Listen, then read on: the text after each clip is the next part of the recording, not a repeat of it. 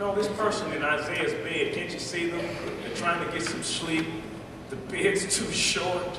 The cover's too narrow. They're turning this way and they're turning this way. And they're trying to get some sleep. And they're probably frustrated because they just can't, in the words of Mick Jagger and the Rolling Stones, they just can't get no satisfaction. And some of us are like Mick Jagger. I just can't get no satisfaction. And you know what?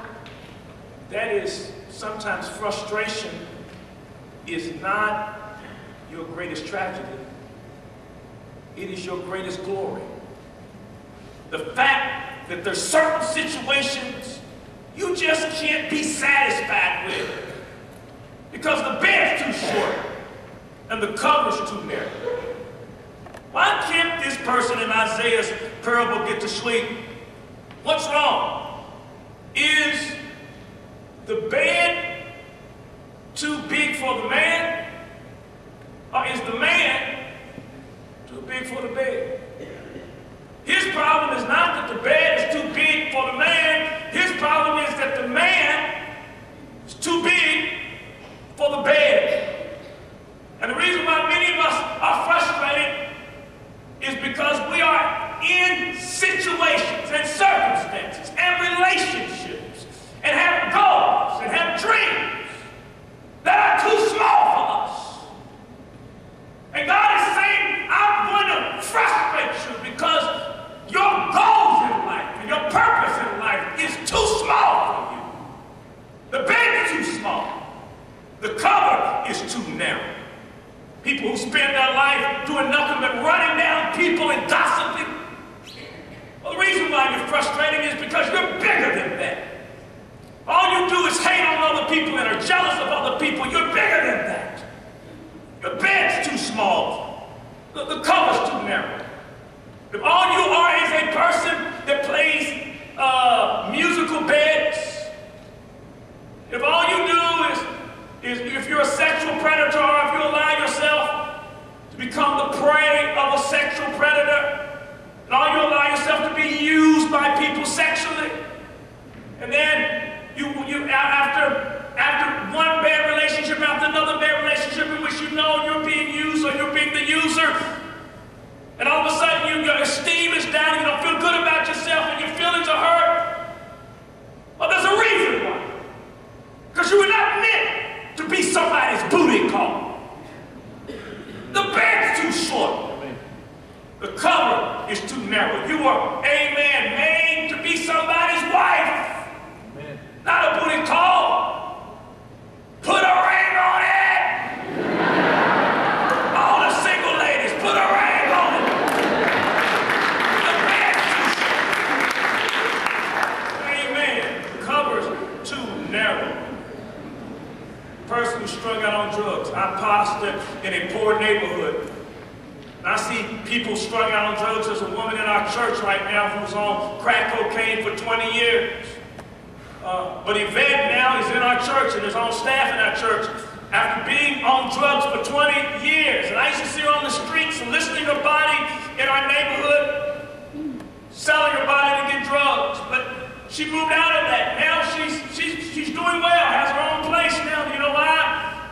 Because when she was on the street as a prostitute, the gospel was saying to her, the bed's too short and the cover is too narrow. You all know about the story of the prodigal son. He ended up in the hog pen, right? But as he was there in the hog pen, desiring to eat what the hogs ate, it dawned on him that the situation he was in was too small for him. He said, my God, not only is it too small for me, but even my father's servants live better than this. This is too small for my father's servants to be in. And he said, I've got to get out of this hog pen and I've got to go back to my father because the situation I'm in is too small for me. Now, I find it quite interesting that the boy felt discomfort in being in the hog pen, but the hogs were not complaining. The hogs looked at the boy and said, what's wrong with him? This mud is cool. The slop tastes good. The bugs are crunchy. What's wrong with him? The reason what's wrong with him is that he is made in the image of a father. Because he has God in him, made in God's image. He can't be content in a hog pen. You know, you're asking, well, what does this have to do with black history? I thought you came to give a speech on black history.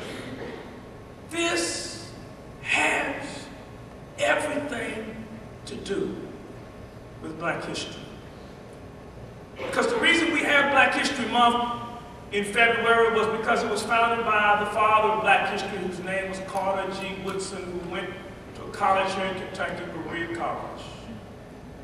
And Carter G. Woodson realized that when he studied African Americans, that African American people were subsisting in jobs and communities that was really too small for them because of racism and legalized segregation. Carter G. Woodson wrote a book entitled The Miseducation of the Negro, in which he said that basically the problem with African Americans was not that they were enslaved physically, not because of the chains around their ankles and wrists, but the problem is that the chains were around their minds and psyches and ambitions. He said slavery was more mental than it was physical. He said slavery made a person feel as though they were supposed to be, by God's law, by the scriptures, in small beds. You are a black man, you're a person of color, don't try to get out of a small bed. And he wrote something. He said, and I quote Carter G. Woodson, he said, if you can control a man's thinking, you don't have to worry about his actions. If you determine what a person thinks, you don't have to worry about what he will do. Make a person believe he is inferior, he will seek an inferior status. Make him feel he is justly an outcast, and you don't have to order him to the back door. His very nature will take him to the back door, and if there was no back door, his nature will demand that one be created. Carter G. Woodson said that blacks in this country were in beds that were too small for them, simply because of their color. They were wrapped around in covers that didn't keep them warm. And the society said, stay in that small bed, black man, stay in that small bed, black woman, stay the slave, stay the cook, stay the maid, stay the carpenter, stay the chauffeur. Iron other people's clothes because God said it. But black history says, no, the bed's too small. To say you can't get educated, to say you cannot be degreed, to say you cannot be an engineer, to say that you must always be trapped in poverty in the ghetto. Black history shouts back, no, the bed's too short. You don't go and put on scuba diving equipment with fins and flippers and a rubber suit and an air tank. You don't take that in a mask and go swimming in a bathtub. You don't have a diamond mine or a gold mine and raise peanuts in a diamond mine or a gold mine. Peanuts are too small of an ambition for a diamond mine or a gold mine. And Dr. Carter G. Woodson said, no, the bed's too short. And all of the great leaders throughout black history have said to black people, the bed's too short. W.E.B. Du Bois went to Harvard, invented something called sociology, helped found the NAACP, and he said, I want to prove to you through intelligence that black people are intelligent, and that the bed is too short to be flunking out of school, then the covers are too narrow. And then when they wanted to restrict black people to the Negro League in baseball, a black man named Jackie Robinson picked up his bat in Brooklyn and said, I'm swinging this bat, and they called him names. They mistreated him, but I said, I'm swinging this bat to prove that black people do not need to be in a segregated league. We can be in the majors, and to keep us in a segregated league is wrong because the bad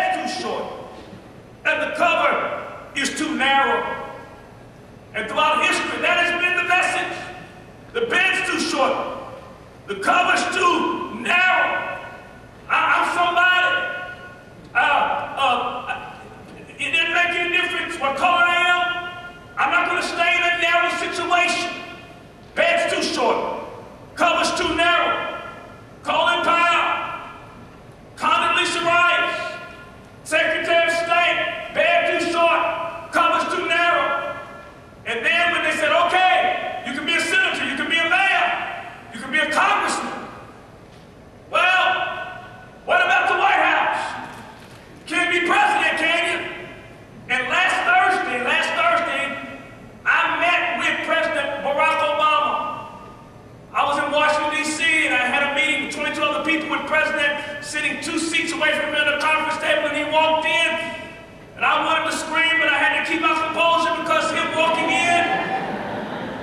in with all the Secret Service around me, that black man was saying to me, every time he comes on television, he's saying to all people, don't you let anyone restrict you. The bed's too short. The color's too narrow.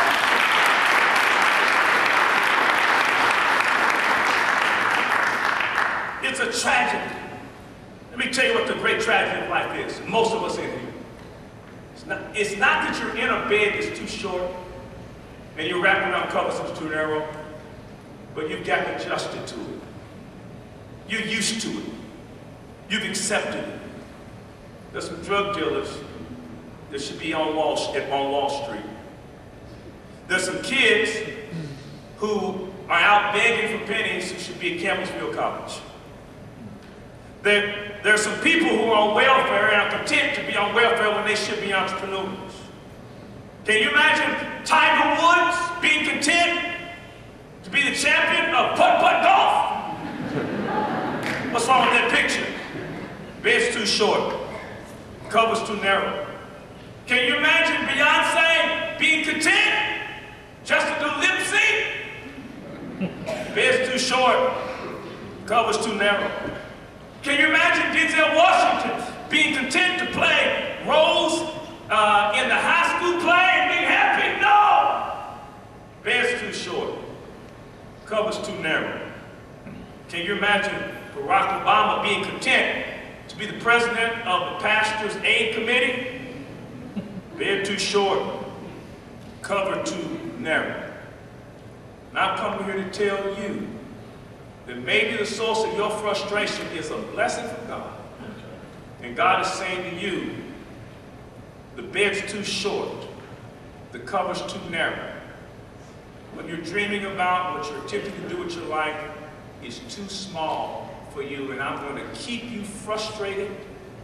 I'm going to keep you upset until you move into a bigger bed that was fit for you.